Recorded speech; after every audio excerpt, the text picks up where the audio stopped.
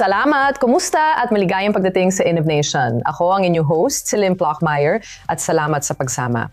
Una, ang ating mga pangunahing balita.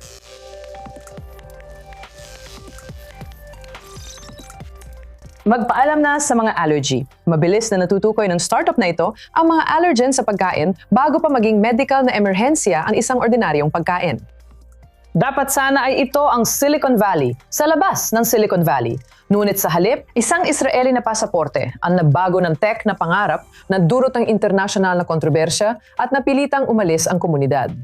Kinausap namin ang Israeli na negosyanteng nasa gitna ng unos. At maghanda ka na dahil ang mga humanoid na robot ay nagsusuntukan sa kauna-unahang AI fighting league sa China.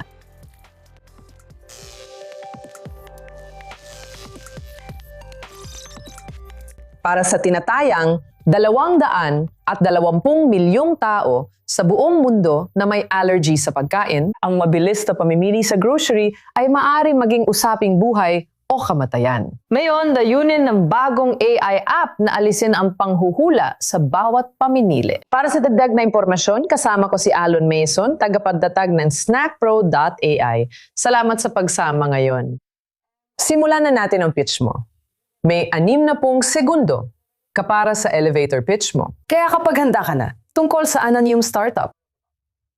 Salamat, Lynn. Masaya akong narito. Ginawa ko ang Snap Pro dahil may life-threatening food allergy ang anak kong si Melissa. At maraming kaba at stress tuwing oras ng pagkain. Lalo na kapag mahilig kaming maglakbay sa iba't ibang bansa. Kapag gusto namin siyang bigyan ng kahit ano sa supermarket.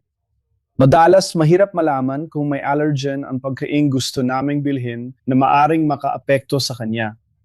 Kaya gumawa ako ng Snap Pro na isang app sa telepono kung saan kukunan mo lang ng litrato ang kahit anong produkto o pagkain, lutong pagkain o nakapack na pagkain na gusto mo at sasabihin ito sa iyo sa loob ng ilang segundo kung may allergen ito na nakaset sa iyong profile. Tulad ng sabi mo, 220 milyon ang may food allergies sa buong mundo. 10% ng populasyon sa US lang, mga 33 milyong tao. Posibleng makatulong ang app na ito sa pagligtas ng buhay.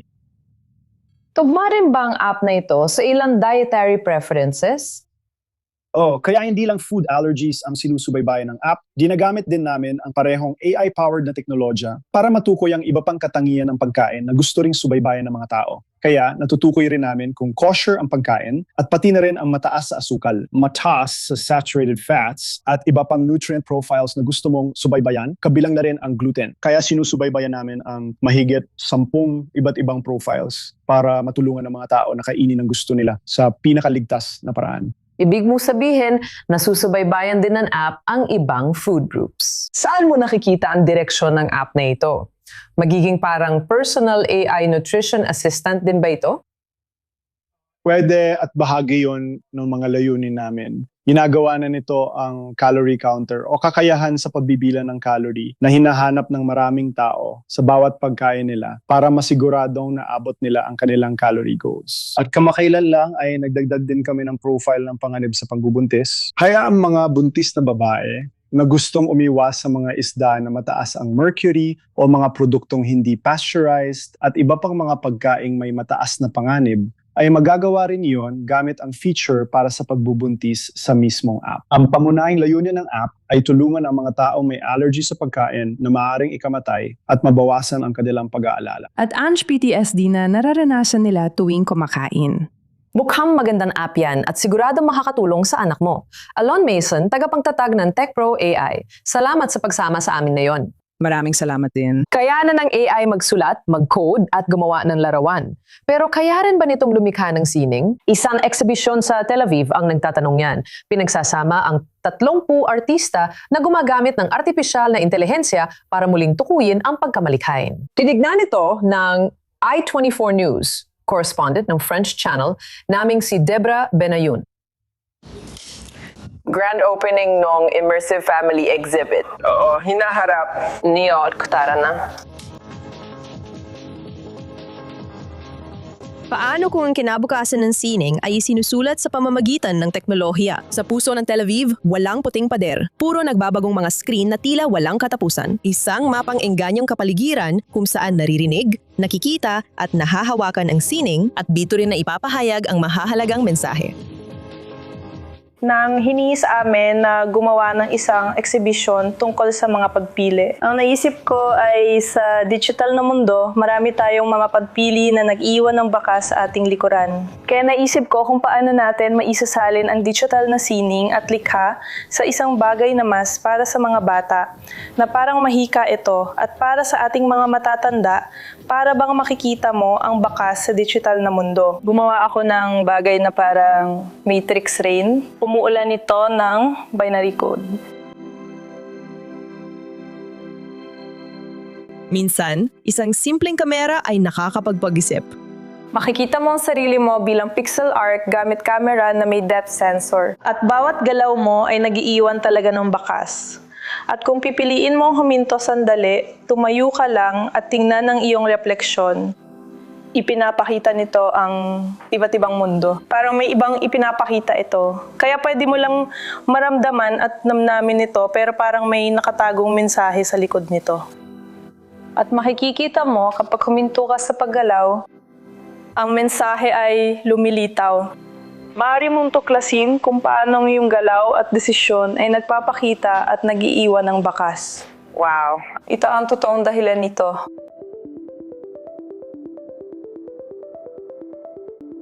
Ang exhibition ito ay pagkakataon ng hamunan ang maling akala.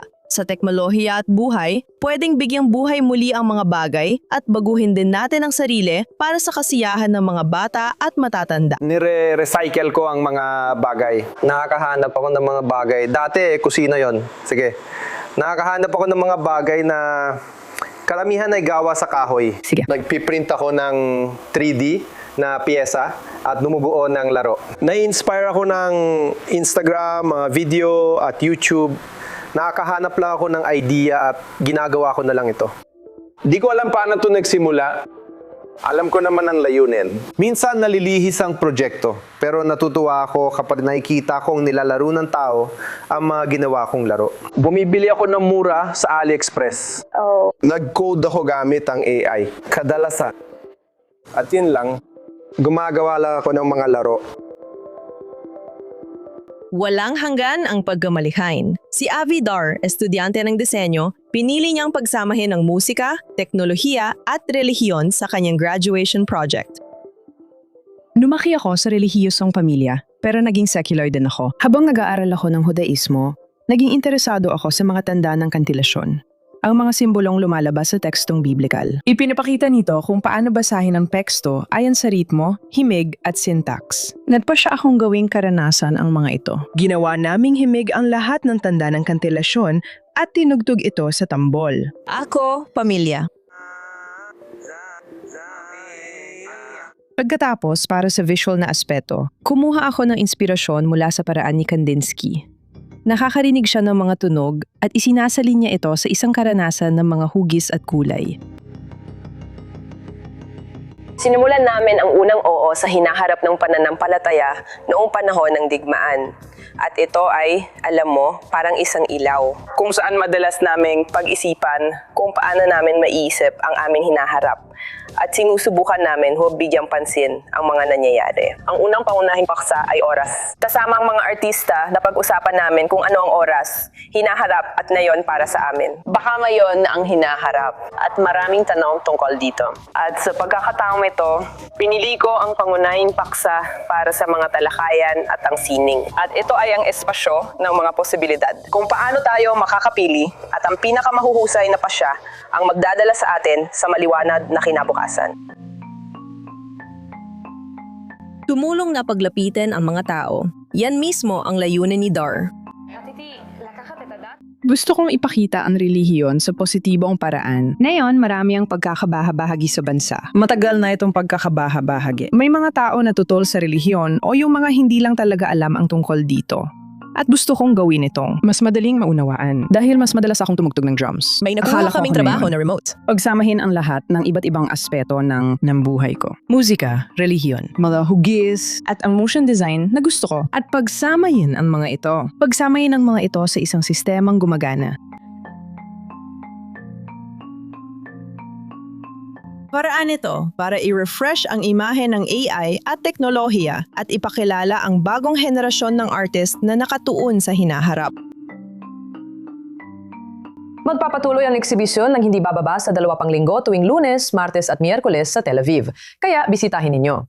Sa ibang usapan, ang gastos sa mental health ay aabot sa $1.3 trilyong sa buong mundo pagdating ng 2030. Kaya sa loob ng 4 na taon, dodoble ang bilang na ito. Ang Israel ay nasa natatanging posisyon para tugunan ang krisis na ito. Para pag-usapan ito, kasama ko ang wellness expert na si Dr. Avraham Gerer Meyer.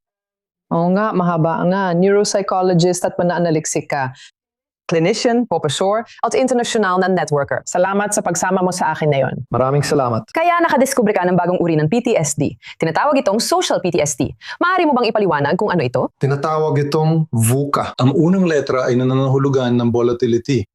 Ang volatility ng sitwasyon. Ang kawalang katiyakan, ang pagiging komplikado, ang kalabuan, at ang sobrang koneksyon, sobrang komunikasyon. At mula na magkaroon ng COVID, nangyayari ito sa buong mundo. At nagpapaliwanag kung bakit mas pagod ang mga tao pagising kaysa bago matulog. Hindi sila makagawa ng mga desisyon. Hindi maganda ang pakiramdam nila. Meron silang pagkabalisa dahil sa mga elementong yon. At ito ay isang anyon ng PTSD, na isang panlipunang PTSD sa buong mundo. Pero may ilang tao na mas matindi ang mararanasan kapag mas malaki ang pagkabalisa. Nagsasama-sama ito kaya hindi na muling nakakamit ng mga sundalo ang katahimikan. Pagkatapos ng digmaan, bumabalik sila sa kapaligirang parang digmaan pa rin. At kaya mahirap gamutin ng PTSD sa panahon ngayon. Pero may paraan para ito magamot, gaya ng gamit mong dinala sa studio. May paraan tayong gamutin ito. Hindi ako magmamadali. May paraan tayong makatulong. Sa ngayon, walang sinuman ang makakapagsabi na kaya nilang gamutin ang PTSD gamit lang ang isang teknolohiya o isang protokol. Kailangan nating gumawa ng kombinasyon at kognitibong interbensyon para mapabuti. Kumbaga, ang software at isang technological na interbensyon. Gagawa tayo ng brain map para makita kung aling parte ng utak ang nakakakuha o hindi ng tamang kuryente. Pagkatapos gumamit ng iba't ibang kagamitan, maaari tayong tumulong sa iba, tulad nito. Ilalagay mo ito sa harap at likod ng ulo at nagpapadala ito ng photobiomodulation sa frontal prefrontal na bahagi at sa bahaging nasa likod. Ito naman ay tunog. Naglalabas ito ng magkaibang tunog sa kaliwa at kanang tainga, binaural ito. At napipilitan ang iyong otak na mag-effort, mag-isip para mag-regulate. Pag ginagawa yun ng tao, di nila iniisip ang problema nila. Kaya nakakatulong ito sa PTSD. Ito naman, ilalagay natin sa tiyan dahil may kaugnayan ang stress at ang digestive system. Kaya nilalagay natin ito dito. Na-activate din ito ang nervous system. Sa bahaging ito, na-activate ang vagal nerve dahil napakahalaga ng vagal nerve. Nandito lang ito, pero kapag iniiom ng mga tao yon, agad silang kumakalma. At magtatayo ka ng mga wellness clinic sa buong Israel. Kaya ikwento mo naman ito sa amin. Tinatawag itong aging well dahil ang problema ng pagtanda ay nag-uumpisa bago pa ipanganak. Kung ang ina ay may pagkabalisa habang siya ay buntis, magkakaroon ng paglabas ng pagkabalisa. Ang mga chemical ng pagkabalisa, maapektuhan nito ang nervous system ng sanggol sa sinapupunan at sa mga susunod na henerasyon. Halimbawa, nakakatulong itong pakalmahin din ang bahaging ito. Nagsisimula tayo bago ipanganak hanggang kamatayan dahil nagbabago ang pangangailangan. Kasama rin dito ang brain mapping sa paggumagawa ng mapa ng utak. Ito ay bagong teknolohiya gamit ang artificial intelligence. At napakalaking tulong ito dahil magagawa natin ang parehong ginagawa para sa pagtuklas ng cancer gamit ang mammography. Maaga mong matutukoy ang cancer. Maaga nating matutukoy ang sakit sa pag-iisip. Kaya isinusulong namin ang ganong uri ng konsepto. At isang bansa na mas maagang tumanggap nito kaysa sa iba ay ang Romania. Sa Romania, nakapagbigay na kami ng paggamot sa mahigit 100,000 tao at napakatagumpay nito. Kaya bumubuo kami ng pagtutulungan sa pagitan ng Romania at Israel. At ang mas kawili-wili pa, katuwang namin ang mga universidad sa pananaliksik sa mga klinika. At nalaman namin ang kasunduang yon, ang kooperasyong yon, ay lumalago. Dahil may mga bansa na bahagi ng Abraham Accord. Sa iba pang bansa sa Europa, maging sa silangan Europa, na interesado ring makilahok. Kaya nadiskubre namin nang hindi sinasadya na magaling ang Israel sa mental health diplomacy. Nakatulong yan sa amin na makatrabaho ang maraming bansa. Noon, wala pa kaming mga problemang nararanasan natin na yon kaugnay ng Israel sa pandaigdigang antas.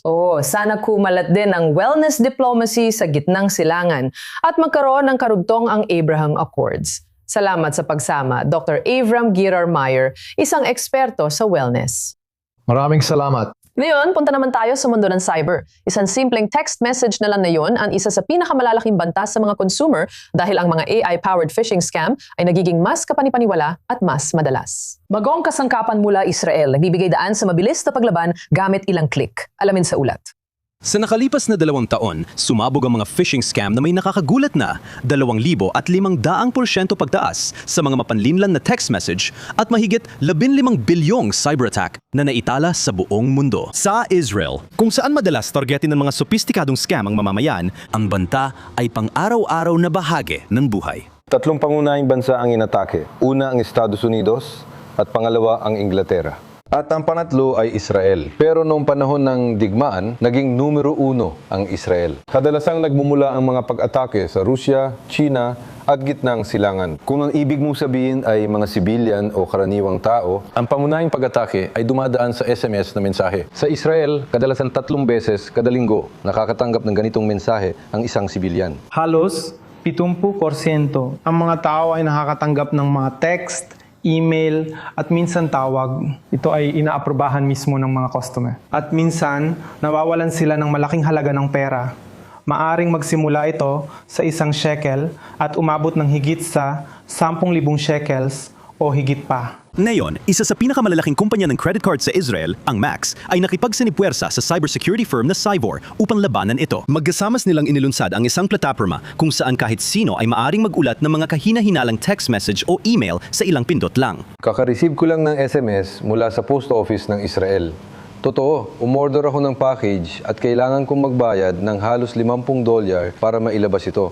Imbis i-click ang link, kinokopya na lang ng user ang kahina-hinalang mensahe sa plataforma. Tinutukoy ito ng AI ng Cyborg sa ilang segundo kung bahagi ng phishing scam. Tinutulungan nito ang mga tao na matukoy ang mga mapanlinlang na mensahe bago pa sila mabiktima. Kung may naloko na ng scam, mahalaga ang bilis ng aksyon. Mas maagang maiulat ang panlilinlang, mas mataas ang tsansa na mapigilan ang bayad. Kapag nakatanggap ka ng SMS at pumunta ka sa Max website at inilagay mo roon ang mensahe at sabihin nating mapanlinlang ito. Nailipat ito sa Israeli Cyber Institute na marunong pumigil sa ganitong mga kampanya. Makikita ng site ni Max na may kampanya na yon, kaya maaari nilang abisuhan ang kanilang mga empleyado at mga customer. Kung gusto nila, pwede pa silang gumawa ng hakbang para pigilan ito. Kaya ito ay 3 sistemang otomatikong gumagawa ng lahat. At muli, napakadali talaga nitong gamitin. Habang ginagamit ng cybercriminal ang AI para mas maging kapanipaniwala ang phishing scam, ang mga ganitong kagamitan ay pwedeng maging mahalagang unang linya ng depensa. Kaya bisitahin ang Max website para masuri ang lahat ng kahina-hinala mong mensahe. Hindi lang mula sa Israel, kundi saan ka man naroon sa mundo. Itutuloy natin ang nakakabaliw na kwento. Dapat sana itong maging Silicon Valley sa labas ng Silicon Valley. Naniniwala ang tech entrepreneur at dating CTO ng Coinbase na si Balaji Srinivasan na nahanap na niya ang perpektong lugar para sa kanyang ambisyosong komunidad ng nomadikong edukasyon sa Malaysia. Nang sumali si Israeli-American na negosyanteng Tevil Rahmani sa tech community, nagbago ang lahat. Napilitang umalis ng bansa si Tevil dahil sa Israeli citizenship niya na naging sanhi ng kontrobersya sa proyekto at paglipat ng network school. Para sa karagdagang impormasyon, kasama ko ngayon ang Israeli-American YouTuber na si Tevil Rahmani o Nomad Tev. Tevil, salamat sa pagsama. Nakakabaliw ang kwentong ito, kaya pakiusap, ikwento mo ang nangyari. Salamat sa pagtanggap sa akin. Kaya lumipad ako sa Malaysia para mag-shoot ng video sa network school. Ang nanay ko, Israeli-American din. Ipinanganak ako sa Israel at siya ay nag-aliyah. Lumipad kami sa network school. YouTuber ako at creator, kaya gumawa ako ng video tungkol sa pagsali ko sa komunidad. Gumawa ako ng maraming video. Isa sa mga video ko ay sa isang Hasidic na komunidad sa Brooklyn. Nang na-post ko ang video na ito, nasa labas na ako ng Malaysia ng panahong yon. Mga 1 o 2 linggo matapos kong i-post ang video, may nag-comment sa isang Instagram post ko tungkol dito. Tinanong niya kung Israeli ako. Ngayon, malinaw naman na Israeli ako, pero meron din akong post mula sa Hasidic na komunidad kung saan nakabihis ako ng Hasidic na kasuotan. Kaya mahirap talagang itago na Israeli at Hudyo ako. Ngayon, ang nangyari, pagkatapos ay nag-post sila ng mga screenshot mula sa video ko na sinasabing may isang Israeli sa Malaysia na gumagawa ng video tungkol sa network school. Pinupuntirya ang network school at mga Israeli. Makikita mo rin ang magaganda at masasakit na komentong natanggap ko, gaya ng sinabihan akong umalis, Zionistang Hudyo, at iba pang katulad nito. At dahil doon, napilitan ng mga autoridad ng Malaysia na pumunta sa network school at tingnan ang mga pasaporte ng mga tao matapos ang ilang batikos mula sa mga tao sa Malaysia, na parang pinilit ang gobyerno na kumilos. Walang natagpuang Israeli kasi sa alam ko, wala talagang Israeli ron. Hindi ko lang alam kung may gumamit ng ibang pasaporte kasi kailangan mo talaga ng iba para makapasok sa Malaysia. Pero dahil doon, napilitan si Balaji, may-ari ng network school, na talagang maghabol at magtanong para sa MOU o kasunduan mula sa, alam mo na, gobyerno ng Malaysia. Sa madaling salita, nagkaroon ng kaunting balikan. Sabi ni Balaji, babawiin niya ang sinabi niyang gusto pa niyang mag-invest ng karagdagang $120 milyong sa network school para palawakin pa ito. At sa tingin ko, hindi yon mangyayari. Pumirma siya ng bagong kasunduan sa gobyerno ng Kazakhstan para magbukas ng lokasyon doon. Kaya hindi pa rin malinaw kung ililipat nila ang buong operasyon o magdadandag lang ng isa pa. Maraming mga sismis na kumakalat pero oo. At si Balaji ba? Mismo ang nag-react o ang network school? Kaya walang diretsong sagot na nakuha ko sa kanila. Pero pwede mo tinanong Twitter niya at nag-react siya doon. Nag-post siya ng malaking reaksyon, parang 30 minutong reaksyon. At sa totoo lang, pinanindigan niya ang sarili niya at ang mga tao doon. Kilala rin siyang pro-Israeli. Hindi man lantaran pero may mga Israeli siyang investors. At alam nilang gagawa ako ng video doon kaya pinayagan nila akong gawin ito.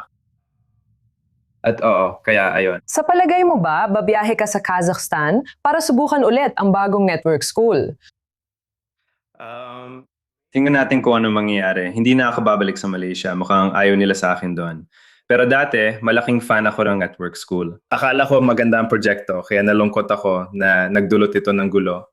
Hindi ko intensyon ito sa mga video ko. Gusto ko lang pag-ugnayin at ipakita ang magagandang panig ng mga tao. Kahit ano pa ang politika, nalulungkot ako na nagdulot ito ng gulo. Baka pumunta ako sa Kazakhstan, malay natin. Zvul Rahmani, kilala rin bilang Noometev, isang YouTuber at Israeli-American na negosyante. Salamat sa pagbabahagi ng kwento mo ngayon. Maraming salamat. Pinalalawak ng OpenAI ang presensya nito sa Israel sa pagbubukas ng unang lokal na operasyon ng kumpanyang nasa likod ng ChatGPT doon. Sumasali sa lumalakas na startup ecosystem ng bansa habang tumitindi ang competition sa enterprise AI. At ang susunod na larangan ay ang pangalagang pangkalusugan. Pinili ng OpenAI ang Sheba Medical Center ng Israel bilang una nitong partner na ospital sa labas ng US. Nagbibigay ang mga bagong AI tools sa mga doktor para baguhin ang kinabukasan ng medisina. Bukod pa rito, inilulunsad na ngayon ng ChatGPT ang health feature sa ChatGPT para sa mga gumagamit sa US. Dahil bawat linggo, mahigit 300 milyong tao ang lumalapit sa ChatGPT para sa mga tanong na may kinalaman sa kalusugan. Iwan na namin kayo rito. Kalimutan ng MMA. Inilunsad ng China ang unang fighting league para sa humanoid na robot sa mundo. Sa Shenzhen, 32 koponan ang naglaban-laban sa isang octagon gamit ang magkakaparehong AI-powered na mga robot para magkumpetensya sa premyong nagkakahalaga ng $1.5 milyong. Pero hindi lang ito tungkol sa mga robot na nagkikickboxing. Ayon sa mga inhinyero, bawat suntok at bawat pagbagsak ay nagpapabuti sa AI na naglalapit sa atin sa mga household robot na tutulong sa gawaing bahay at posibleng makabuo ng emosyonal na koneksyon sa tao. Kaya magiging masaya ito. Siguraduhin mo lang na hindi ka bugbugin ng isa sa mga robot na ito habang naglalaba. Hanggang dito muna tayo ngayon. Ako si Lynn Platschmeyer. Abangan niyo kami ulit sa susunod na linggo para sa bagong episode ng Innovation. Maraming salamat sa panonood at magkaroon kayo ng magandang araw saan man kayo naroroon. Mula rito sa Tel Aviv.